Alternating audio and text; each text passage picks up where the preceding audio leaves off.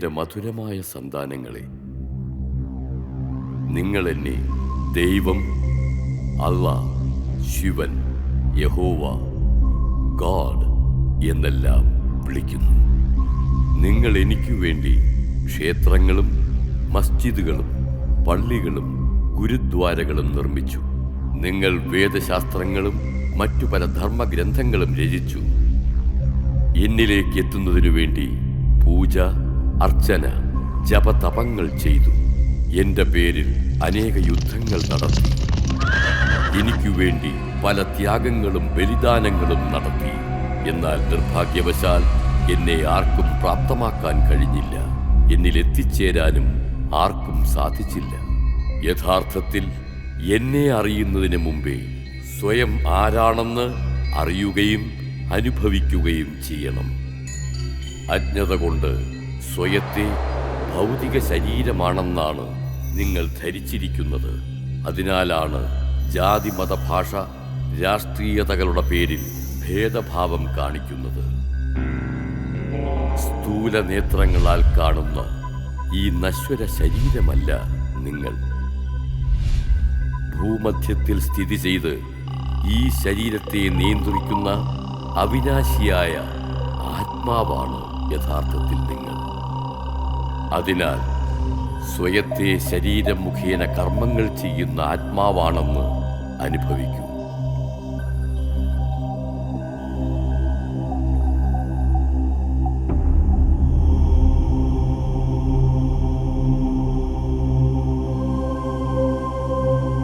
ഇപ്പോൾ ഒരല്പസമയത്തേക്ക് ബാഹ്യകാര്യങ്ങളിൽ നിന്നും വായുമണ്ഡലത്തിൽ നിന്നും സ്വയത്തെ വേർപെടുത്തൂ.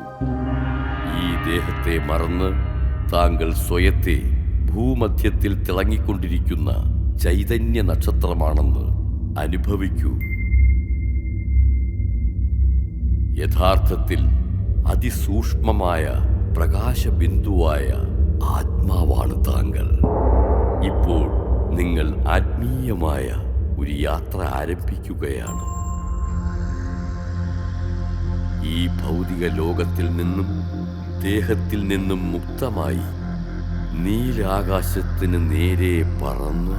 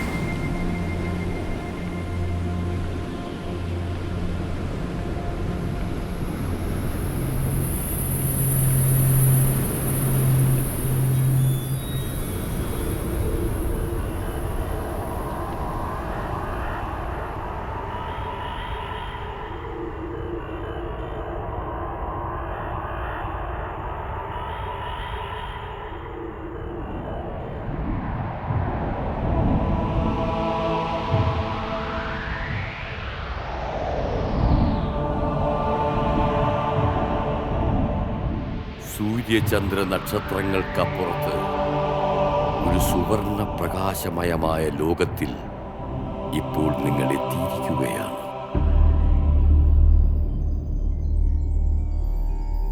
ഇത് ആത്മാക്കളുടെ ലോകമാണ്. ഇത് ബ്രഹ്മലോകം, ശാന്തിധാമം, മുക്തിധാമം, പരന്ധാമം എന്നൊക്കെ അറിയപ്പെടുന്നു.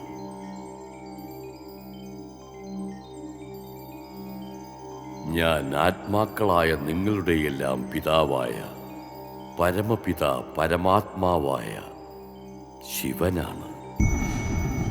ആത്മാക്കളായ നിങ്ങളെപ്പോലെ ഞാനും അതിസൂക്ഷ്മമായ ജ്യോതിർബിന്ദുവാണെങ്കിലും ജ്ഞാനത്തിലും ഗുണങ്ങളിലും സാഗര സമാനമാണ്. സർവശക്തിമാനായ ഞാൻ ജനനമരണ ചക്രത്തിന് അതീതനായത് കാരണം സദാ പാവനമാണ്. ആത്മാക്കളായ നിങ്ങളെല്ലാവരും എൻ്റെ പ്രിയ സന്താനങ്ങളാണ്. അനാദിയിൽ ആത്മാക്കളായ നിങ്ങളും എന്നോടൊപ്പം പരംധാമത്തിലാണ് വസിച്ചിരുന്നത്. നിങ്ങൾ ജന്മത്തിൻ്റെയും കർമ്മത്തിൻ്റെയും അനശ്വരമായ ഭാഗം അഭിനയിക്കുന്നതിനായി ഈ സൃഷ്ടി നാടക സദസ്സിൽ അവതരിച്ചു. അനാദി അവിനാശിയായ ഈ നാടകത്തിന് സത്യയുഗം, ത്രേതായുഗം, ദ്വാപരയുഗം, കലിയുഗം എന്നീ 4 ഭാഗങ്ങളുണ്ട്.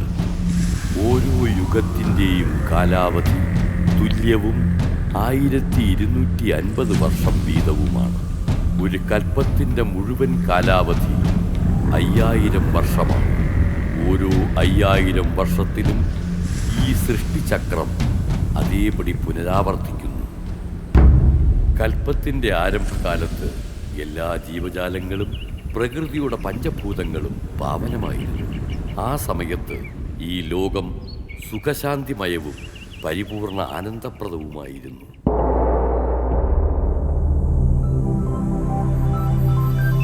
സത്യത്രേതായുഗങ്ങളിൽ മാനവൻ ദേവതുല്യനായിരുന്നു. ഈ 2500 വർഷങ്ങളുടെ കാലഘട്ടമാണ് സ്വർഗം, വൈകുണ്ഠം, ബഹിസ്, ജന്നത്ത്, പാരഡൈസ് എന്നിങ്ങനെ വർണ്ണിക്കപ്പെട്ടിരിക്കുന്നത്.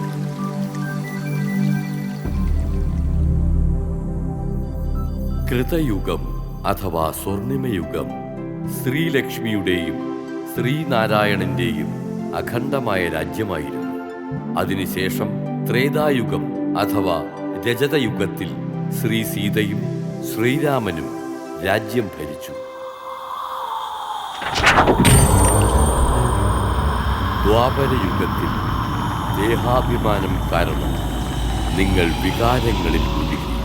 അത് കാരണം നിങ്ങളുടെ ശക്തികൾ ക്ഷയിക്കുവാൻ തുടങ്ങി.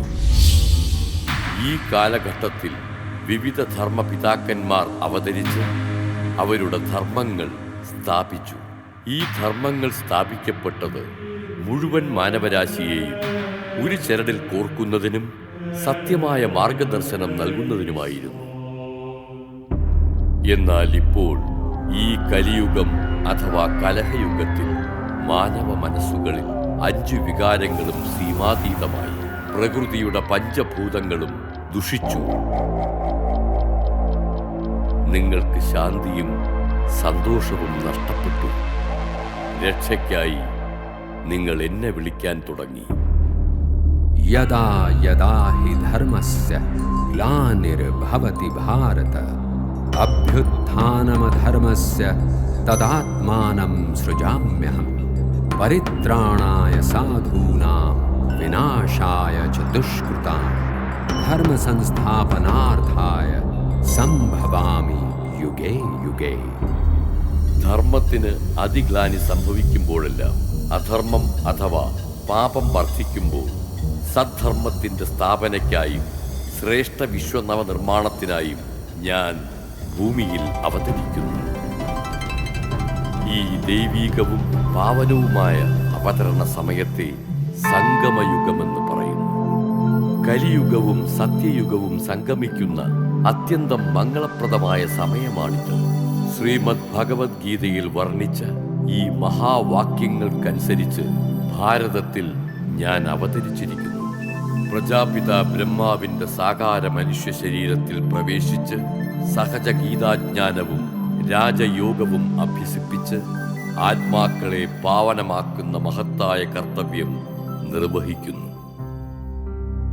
ദേഹസഹിതം ദേഹത്തിന്റെ സർവസംബന്ധങ്ങളെയും മറന്ന് സ്വയത്തെ ആത്മാവാണെന്ന് മനസ്സിലാക്കി പരമപിതാ പരമാത്മാവായ എന്നെ ഓർമ്മിക്കുന്ന പ്രക്രിയയാണ് രാജയോഗം. ഇതിലൂടെ നിങ്ങളുടെ ജന്മജന്മാന്തരങ്ങളിലെ പാപങ്ങൾ ഭസ്മമാകും. ആത്മാവ് സർവഗുണങ്ങളാലും സർവശക്തികളാലും സമ്പന്നവുമാകും. ഓർക്കുക, പ്രകൃതിയുടെ പഞ്ചഭൂതങ്ങൾ നിങ്ങളുടെ ഈ സമ്പന്നതയെ പ്രതീക്ഷിച്ചുകൊണ്ടിരിക്കുകയാണ്. എൻ്റെ ഓമനകളെ, നിങ്ങൾ അനേക കാലങ്ങളായി എന്നെ തന്നെയാണ് അന്വേഷിച്ചുകൊണ്ടിരിക്കുന്നത്. ഞാൻ എന്താണ്, എങ്ങനെയാണ് എന്ന തത്വം അതേപോലെ മനസ്സിലാക്കി എൻ്റെ ശ്രീമതത്തിലൂടെ നടക്കുകയാണെങ്കിൽ വരാനിരിക്കുന്ന സ്വർണിമയുഗത്തിലെ അനേക ജന്മങ്ങളിലേക്ക് ശ്രേഷ്ഠഭാഗ്യം പ്രാപ്തമാക്കാൻ കഴിയും.